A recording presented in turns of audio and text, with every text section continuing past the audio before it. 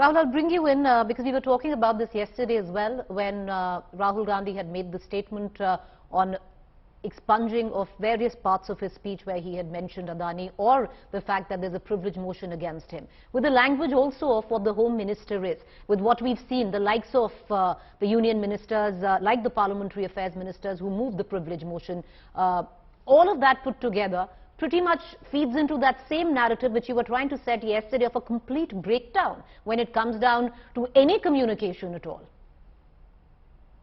Yes, Preeti, I think one, a political breakdown, and I think the second is there is a very serious crisis which I think is taking place.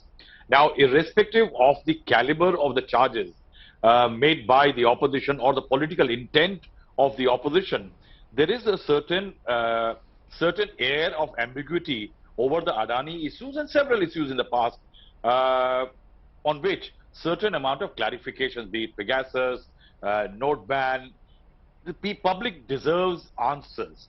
Now, in that, there is one thing which is very certain, that there is a ring fencing which has happened. Amit Shah ji, in his interview, the Home Minister very clearly says one line, that in the times of the Congress and the UPA, their own agencies were filing cases, and then why shouldn't these opposition parties go to the courts today?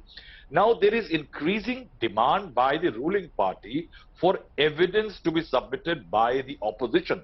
Now the opposition does not have the wherewithal to file evidence.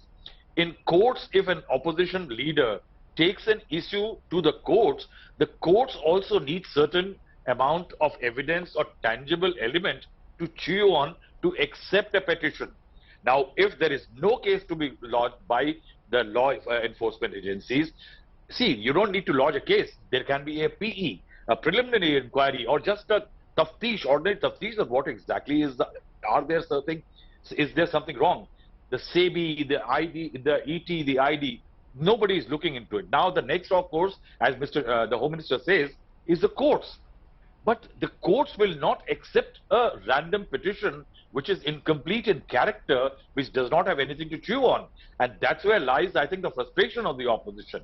And that is why the last recourse for the opposition is to go to the public. That's why, if you recall, when we were discussing the parliament session, Rahul Gandhi and Modi's speech, I had said there are two narratives now need to be taken to the public, and the best narrative should win. All right, appreciate you joining us, Rahul.